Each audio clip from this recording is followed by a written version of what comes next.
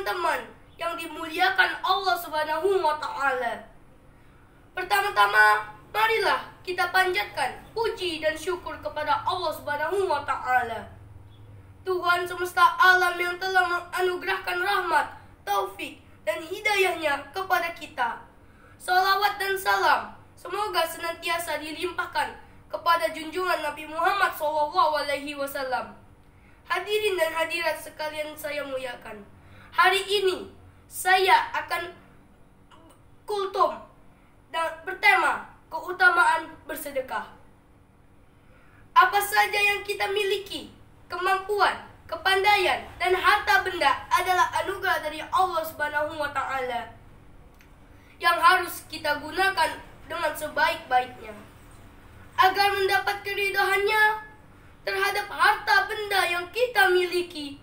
Hendaklah kita mensedekahkan sebagaimana di jalan Allah atau pada orang yang membutuhkannya, baik secara rahasia maupun terang-terangan.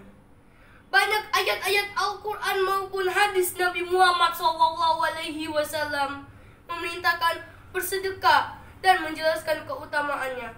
Di antara ayat-ayat Al-Quran adalah firman Allah Subhanahu wa Ta'ala yang artinya, tidaklah mereka mengetahui bahwasannya Allah menerima taubat dari hamba-hambanya dan menerima sedekah. Quran Surah At-Taubah ayat 104. Dalam riwayat At-Tabrani yang lain dan Ahmad dikatakan, bagaimana dengan sedekah itu ya Rasulullah? Beliau bersabda, sedekah itu pahalanya dilipat gandakan, berlipat-lipat, dan di sisi Allah masih terdapat tambahan lagi. Kemudian beliau membaca ayat yang artinya, siapakah yang mau memberi pinjaman kepada Allah, pinjaman yang baik atau menafkahkan hartanya di jalan Allah, dan maka Allah akan melipat gandakan pembayaran kepadanya dan lipat ganda yang banyak. Dan Allah menyempitkan dan melapangkan rezeki, dan kepadanya lah kamu dikembalikan. Quran Surah Al-Baqarah ayat 248. Dikatakan, ya Rasulullah, manakah sedekah yang paling utama? Beliau bersabda, yaitu sedekah siri secara rahasia kepada orang yang membutuhkan atau fakir, atau sedekah untuk membantu kesulitan orang yang tidak mampu. Kemudian beliau membaca, jika kamu menampakkan sedekahmu, maka itu adalah baik sekali. Dan jika kamu menyembunyikan dan kamu berikan kepada orang-orang kafir, maka sedekah secara sembunyi itulah paling baik bagimu. Dan Allah menghapuskan dari kamu sebagian dari kesalahan-kesalahanmu, dan Allah mengetahui apa yang kamu kerjakan. Quran Surah Al-Baqarah ayat 271. Sesungguhnya sedekah benar-benar akan memadamkan kemurkaan Tuhan dan menjadi penghalang mati dalam keadaan jahat. Dalam suatu riwayat lain, sesungguhnya Allah menolak 70 pintu dari kematian yang buruk dengan sedekah. Disebutkan dalam sebuah hadis, setiap orang berada di dalam naungan sedekahnya sampai saat diputuskan semua urusan manusia. Dalam hadis yang lain disebutkan, tidak akan seorang mengeluarkan sesuatu dari sedekah melainkan dengan sedekah dia telah mematahkan 17 rahang setan. Ditanyakan, ya Rasulullah, manakah sedekah yang paling utama? Beliau bersabda, membantu kesulitan orang yang tidak mampu. Tetapi didahulukanlah orang yang menjadi tanggung jawab Anda atau keluargamu. Nabi Muhammad SAW bersabda, sekeping dirham dapat mendahului 100 dirham. Salah seorang laki-laki bertanya, bagaimana hal itu bisa terjadi ya Rasulullah? Beliau bersabda, ada seorang laki-laki yang hartanya berlimpah, lalu ia mengambil dari sisinya 1000 dirham dan dia bersedekah dengannya.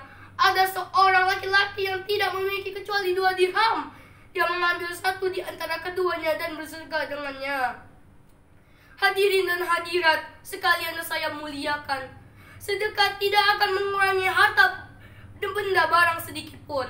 Allah tidak akan menambah sesuatu pun kepada seorang hamba yang memberikan pengampunan kecuali Ia akan menganugerahkan kemuliaan kepadanya. Seseorang yang merendahkan diri karena Allah tidak akan mendapat derajatnya. Di dalam sebuah riwayat At-Tabrani dikatakan, tidaklah sebuah sedekah akan mengurangi harta, dan tidaklah seorang hamba mengeluarkan tangan untuk bersedekah, kecuali sedekah itu akan jatuh kepada tangan Allah, yakni Allah menerimanya dan ridho dengan sebelum jatuh ke tangan orang yang memintanya. Rasulullah SAW juga bersabda, barang siapa yang bersedekah 1 butir kurma dari hasil kerja yang baik dan halal, dan Allah tidak akan menerimanya kecuali yang baik, maka Allah akan menerimanya dengan tangan kanannya. Allah akan menaungi 7 kelompok orang di bawah naungannya pada saat tidak ada satupun naungan pun kecuali naungannya. Di hari kiamat diantaranya ialah, dan ada seorang laki-laki bersedekah dengan sesuatu dirahasiakannya, sehingga tangan kirinya tidak mengetahui apa yang telah diinfakkan oleh tangan kanannya. Hadirin dan hadirat yang saya muliakan, demikianlah kultum yang saya dapat sampaikan dalam kesempatan kali ini. Mudah-mudahan ada guna dan manfaatnya bagi kita semua, utamanya bagi diri saya sendiri. Amin, amin, ya robbal alamin. Akhirnya terima kasih perhatiannya, dan mohon maaf atas kesalahan dan kurang lebihnya. Wassalamualaikum warahmatullahi wabarakatuh.